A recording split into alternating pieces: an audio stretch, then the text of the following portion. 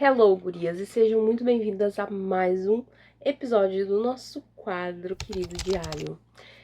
Eu quero pedir desculpa a vocês, na realidade, porque assim, eu sei que eu atrasei, vou tentar aumentar a luz sem que ela estrague. Eu atrasei esse conteúdo sim, mas eu decidi pra mim que eu não vou mais passar por cima das minhas prioridades pra agradar expectativas alheias, ok? Então, provavelmente esse mês eu vou ter, não vou fazer promessa, mas provavelmente esse mês vão ter 2 episódios pra poder suprir os 12 episódios do ano. Eu não sei, eu tô experimentando gravar esse vídeo com a câmera frontal porque eu consigo me enxergar, mas eu não sei se eu tô centralizado o suficiente, mas eu creio que sim. O nosso tema de hoje nada mais é do que o drama do filho único. E eu já começo esse vídeo com um questionamento: tu é filho único? Não? Se não, tu já pensou como seria a tua vida se tu fosse filho único?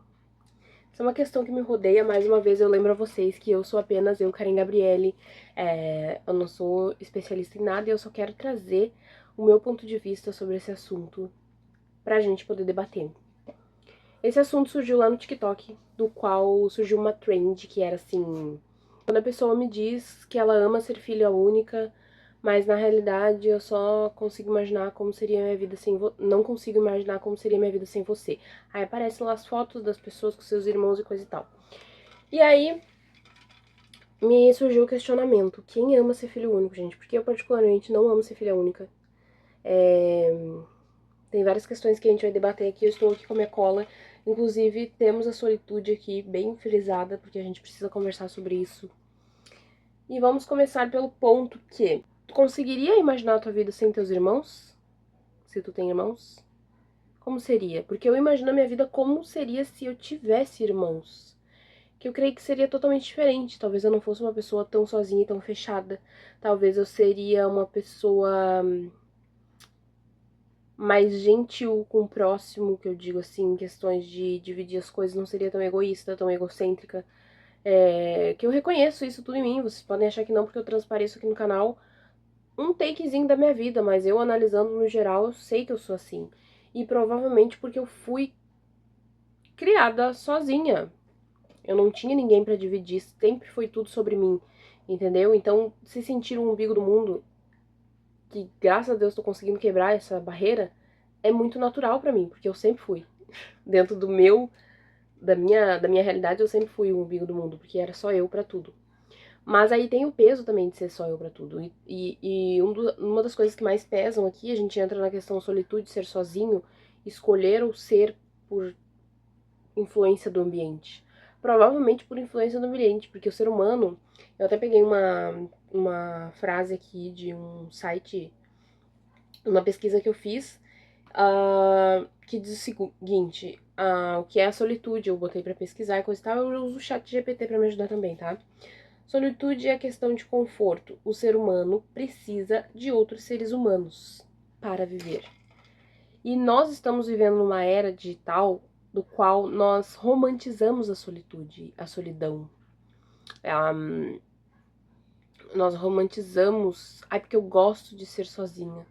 Ai, porque eu comecei a me priorizar e acabei sozinha porque ninguém me entende. Meu amor, será mesmo que ninguém te entende ou será que tu foi exigente o suficiente? Eu entendo o fato de que tu tem que ter teus limites, tu tem que impor teus limites. Tu não pode passar por cima dos teus limites e dos teus princípios para agradar o outro, né? Entendo essa questão. E às vezes quando a gente impõe limites, sim, as pessoas se afastam. Mas eu vejo muito essa questão do querer impor tanto limites e não ceder nem um pouquinho pro outro, sabe? Eu acho que uma relação no geral de convívio do ser humano, não tô botando aqui relações românticas nem relações de amizade, estou botando relações no geral, ela tem que ceder um pouco de cada parte sempre. Por quê? Se eu for impor só os meus limites pra ti, e só eu vou estar certa de que o que eu tô fazendo é certo e que tu tem que ceder pra mim sempre, eu vou acabar sozinha mesmo. E é assim que a gente acaba sem amigos. Spoiler. Com essa era digital, essa era das redes sociais, no qual a gente se sente muito interno, muito conectado com o próximo, que na realidade a gente tá totalmente desconectado. Inclusive tem esses episódios maravilhosos de Gostosas Também Choram, podcast da Lana Brandão, onde ela fala muito sobre isso, como a gente se sente muito conectado, a gente se sente a par de todos os assuntos, temos vários amigos, porque a gente se comunica com muita gente ao mesmo tempo, quando na realidade a gente não tem ninguém, só tá nós e um celular. Ou nós e um computador, tipo, não tem ninguém ali, tu não tá tendo uma troca real de experiência com pessoas. E eu tenho buscado me aprofundar nessas trocas com pessoas, conversas reais, do qual eu sento e debato assunto com pessoas reais que estão ali me ouvindo, sabe? Olho no olho, tipo, é uma pessoa, ela tem sangue. Eu não tô falando com uma tela, que muitas vezes a pessoa do outro lado da tela não tá cagando o que tu tá falando, cagando e andando, e provavelmente vai se achar dona do mundo e vai achar que ela tá certa, e na realidade ela não tá nem aí porque tu tá falando de verdade.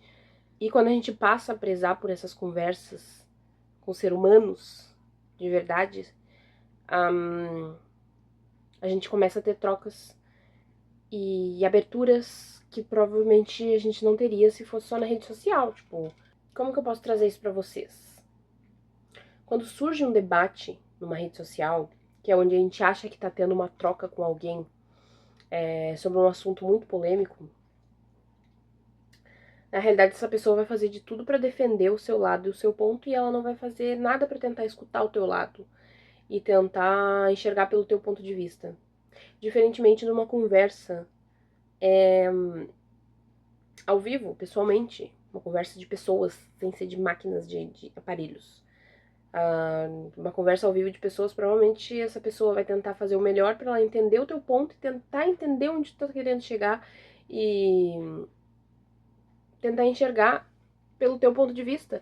E geralmente isso acontece, tipo, a gente consegue ter essa troca muito mais de conexão pessoalmente do que pela internet, é muito mais fácil tu falar cara a cara do que tu falar pela internet. Não, pelo contrário, é muito mais fácil tu falar pela internet do que falar cara a cara. Porque tu falar cara a cara pode gerar desconforto. Tu falar cara a cara pode ser que eu fale algo pra ti que tu não vai gostar e isso vai gerar desconforto em ti. É diferente das redes sociais, porque eu consigo analisar melhor aonde tu quer chegar e posso amenizar a minha mensagem pra chegar pra ti, pra ela chegar em ti de um jeito mais suave, mais tranquilo e que não vai gerar atritos.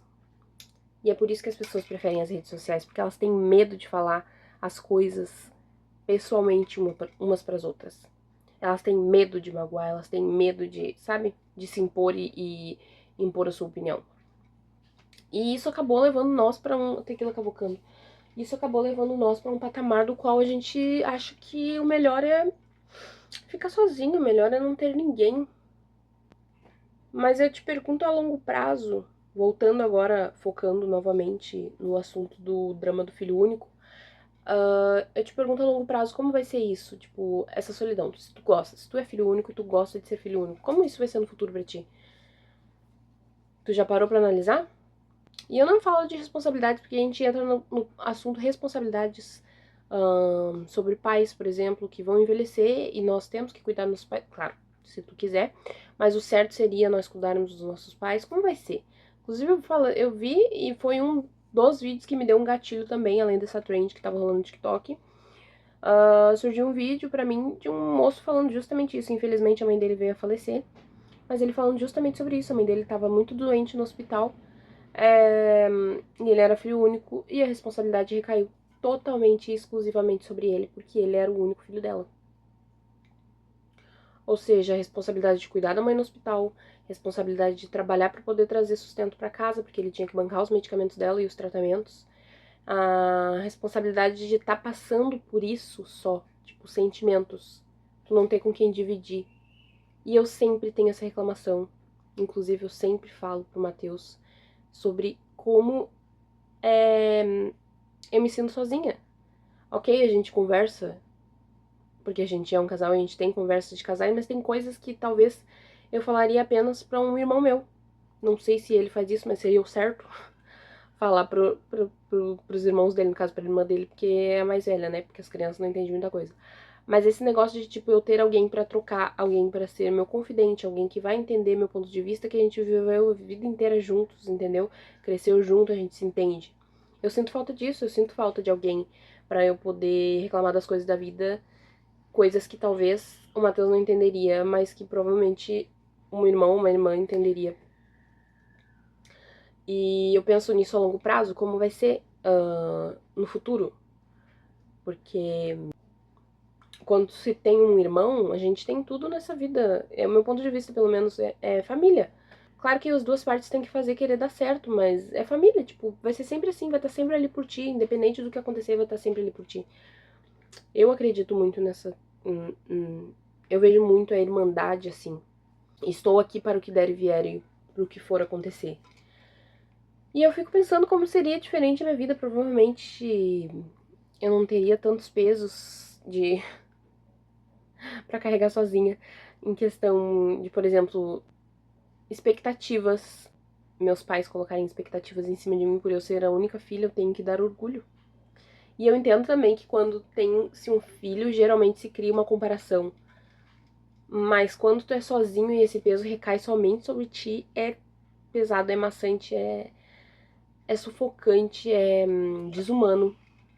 Ter toda essa expectativa em cima de ti que tu tem que ser bem sucedido, porque é só tu, tipo, não tem mais ninguém pra te comparar.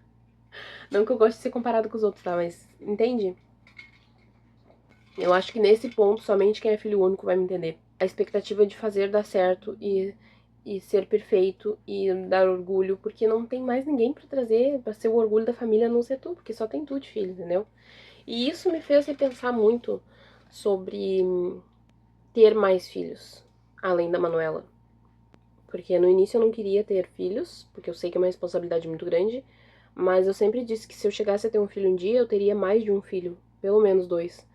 Porque além dela ter um companheiro, uma companheira pra vida dela, uma pessoa confidente, uma pessoa que vai estar ali por ela, que vai estar ali sempre torcendo por ela, independente do que estiver acontecendo, ela ainda vai ter alguém pra se apoiar quando ela precisar e vice-versa.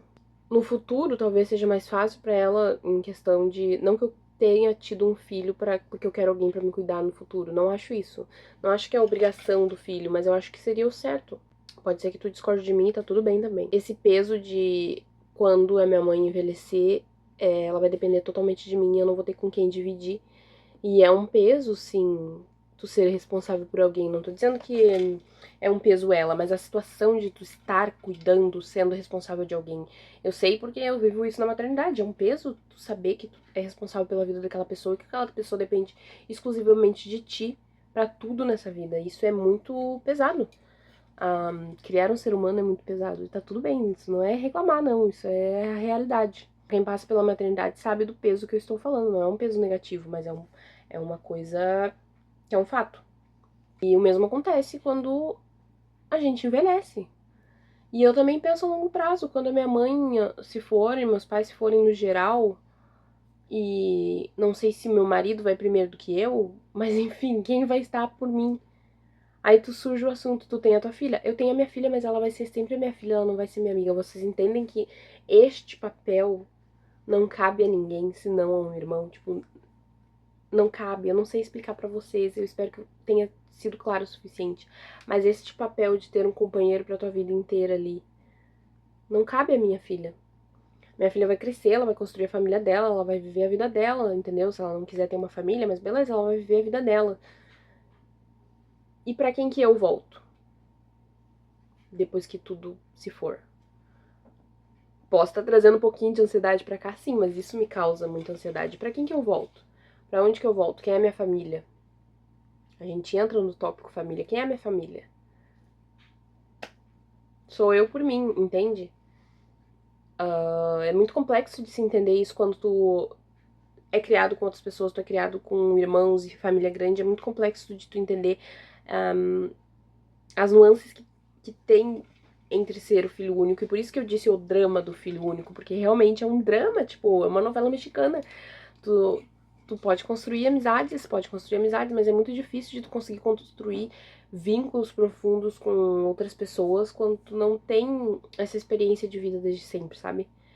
Porque como um irmão, eu creio que tu cria esses vínculos profundos desde cedo, tu aprende a lidar com o outro, tu aprende a criar uma relação estável com o outro, apesar de vocês se pegarem no pau, discutirem, não terem as mesmas linhas de pensamento, provavelmente, a menos que vocês sejam gêmeos, porque geralmente gêmeos, sim, têm linhas de pensamento parecidas, não que sejam iguais, não são iguais, mas tem linhas de pensamento parecidas, né? tu e o teu irmão ou tua irmã provavelmente vão brigar e vão discutir sim. Vocês não são o mesmo ser humano e vocês não compactuam de todas as mesmas ideias, entendem? Mas, querendo ou não, quando a merda agarra preço, vai ser pra ele ou pra ela que tu vai voltar. Que tu vai, preciso de ajuda. E é sobre isso que eu tô falando, um ponto de apoio, um ponto de segurança na tua vida. É assim que eu vejo essa irmandade, sabe? Pode ser que não seja assim que vocês vejam e talvez eu mude o ponto de vista de vocês, porque eu creio muito nisso, é uma relação muito bonita. Relação de irmãos é mais bonita pra mim do que a relação de amizade, porque é uma amizade que vem da vida. Literalmente é uma amizade que vem da vida. Se tu construir uma amizade sólida e respeitosa, é uma amizade que vem da vida e que vai pra vida, que vai ser sempre um vínculo, independente se tu quer ou não, vai ser sempre um vínculo. Então eu penso sim no meu segundo filho ou filha. Não porque eu não quero que a Manuela seja sozinha, porque pode ser que ela tenha um irmão e seja sozinha, mas porque eu quero que ela construa esse vínculo e que ela tenha pra quem voltar, que ela tenha sempre um amigo fiel que vai estar ali por ela pra defender ela com unhas e dentes, entendeu?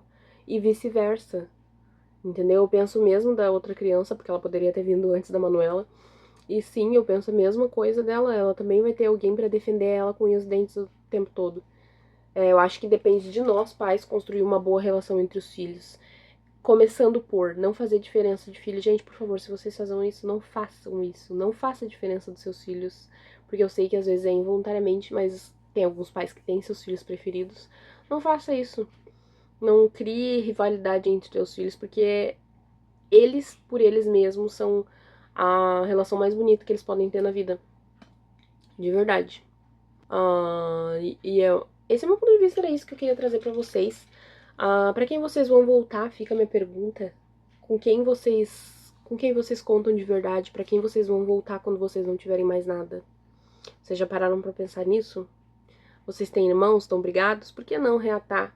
Tentar construir uma relação boa, saudável e legal? Porque no final, eu creio que é a pessoa que vocês mais podem contar na vida, né? E quem não tem irmão, boa sorte. Tamo junto no mesmo barco. Quem não tem irmão, a questão fica pra vocês. Vocês já pararam pra pensar como seria? Não que isso vai mudar alguma coisa, mas vocês já pararam pra analisar como seria a vida de vocês se vocês tivessem um irmão? Uma irmã? Um confidente ali? Sabe aquela pessoa que sabe de todos os teus podres e ainda assim tá do teu lado, dá risada junto contigo? Como seria a tua vida se tu tivesse essa pessoa? Tu já parou pra pensar? Porque eu me pergunto todos os dias, gente. Todos os dias.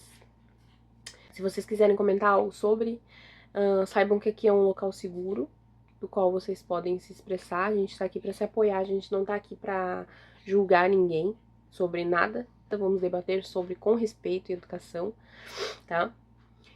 Tô pensando nos próximos assuntos já, se vocês tiverem algum tipo de assunto que vocês acham interessante que eu traga aqui, mande pra eu poder fazer uma pesquisa a fundo e a gente poder debater sobre esses assuntos. Eu quero me aprofundar, quero melhorar. Tem algo que vocês não estão gostando do vídeo? Podia se aprofundar mais assim, podia falar mais assim, mais assado. Me diga pra eu poder melhorar cada vez mais esse nosso quadro, porque é um quadro que eu quero que torne permanente. Eu acho que é um quadro muito legal, a gente pode debater muito assunto legal. Seja assunto de qualquer coisa da tua vida, que vai ser muito bem recebido. E eu vou analisar com muito carinho pra gente poder começar a crescer essa comunidade mais forte e a gente poder encontrar onde estão nossos pontos de conexão.